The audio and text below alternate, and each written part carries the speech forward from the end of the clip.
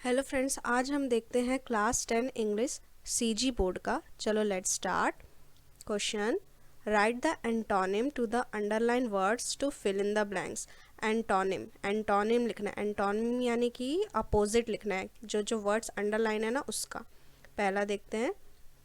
When it started raining fortunately I was near the mall so I ran but dash I fell down. यहाँ पे fortunately का opposite लिखना है, unfortunately आएगा। Second, B, there are many types of artificial fibres.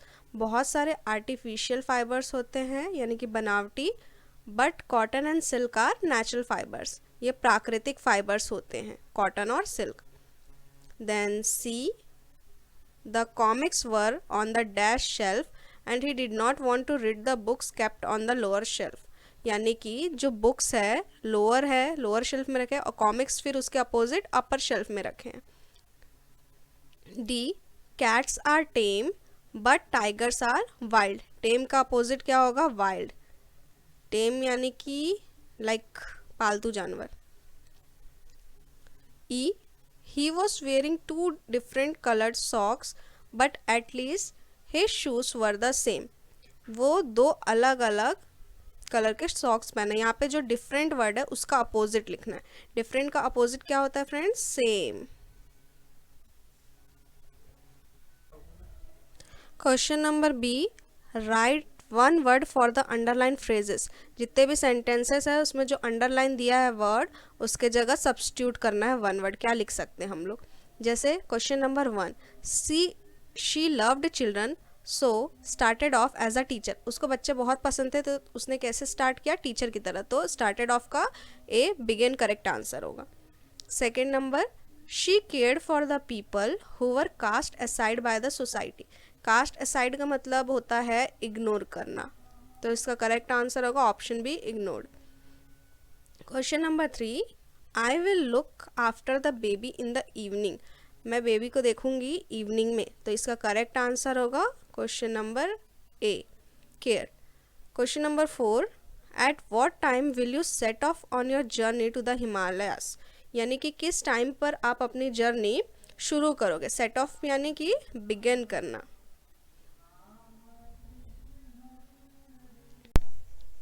Question number 5, they are going to bring out a guidebook on tourist spots of Manpat। यानी कि वो book जो है bring out यानी कि वो पब्लिश करेंगे, तो इसका करेक्ट आंसर होगा बी, पब्लिश। अब नेक्स्ट क्वेश्चन देखते हैं। सी, चूज करना है correct vocabulary. Question number 1, one who dies for a particular cause is. जो किसी कारण से मरता है, so the correct answer is option B. Next question देखते हैं। Second, sudden spread of an infectious disease which affects a large number of people is called. यानी कि अचानक किसी बीमारी का फैलना, उससे क्या कहते हैं? Epidemic. Third question, a one who is not willing to change his mind. यानी कि एक ऐसा व्यक्ति जो अपना माइंड चेंज नहीं करना चाहता है। सो इसका करेक्ट आंसर होगा option C, adamant. 4, the word millennium means. Millennium का मतलब क्या होता है? अ पीरियड ऑफ 1000 ईयर्स, यानी कि 1000 साल का समय। 5th, dash is the room in a house use for sitting और एंटरटेनिंग गेस्ट। यानी कि ऐसा रूम जिसमें कि गेस्ट लोग आते हैं और बैठते हैं, तो उसे हम लोग क्या बोलते हैं? Launch. Question 6, an instrument used to check the surface level is known as. ऐसा इंस्ट्रूमेंट जो सरफेस लेवल चेक करता है उसको हम लोग क्या बोलते हैं? सो इसका करेक्ट आंसर होगा A, spirit level. Dash are the songs of praise usually of God. तो इसका करेक्ट आंसर होगा हाइम्स। नेक्स्ट क्वेश्चन देखते हैं। A child suffering from dash can not express his thoughts orally on or paper. यानी कि ऐसा child जो किसी बीमारी से ग्रसित हो और वो अपने थॉट्स के बारे में नहीं बताता हो, ना ही बोल के ना ही पेपर में लिख के, उसको क्या बोलते हैं? Autism. Next, a group of people chosen to make decision is, ऐसे लोग जो डिसीजन लेते हैं यानी कि फैसला लेते हैं उनको क्या बोलते हैं? Panel. Repetition of sound while speaking is known as, यानी कि बार बार साउंड। अब हम लोग नेक्स्ट क्वेश्चन देखते हैं, चूज द करेक्ट वर्ड या phrase and re right the sentence, यानी कि ये ऑप्शन है उसमें से करेक्ट वर्ड चूज करना है और फिर से पूरा सेंटेंस लिखना है। First, you are going too fast, तुम बहुत फास्ट जा रहे हो, so I can not dash up with you, तो मैं तुम्हारे साथ नहीं जा पा रहा हूँ, तो इसका करेक्ट आंसर होगा A, keep. Second, the car broke dash on my way back home, यानी कि कार मेरी खराब हो गई घर आते समय, तो कार ब्रोक डाउन आएगा, इसका correct answer. Question number 3, I wanted to see the news so I dash the TV, मुझे न्यूज़ देखना था तो मैं टीवी क्या करूँगा? ऑन करूँगा, so I turned on the TV.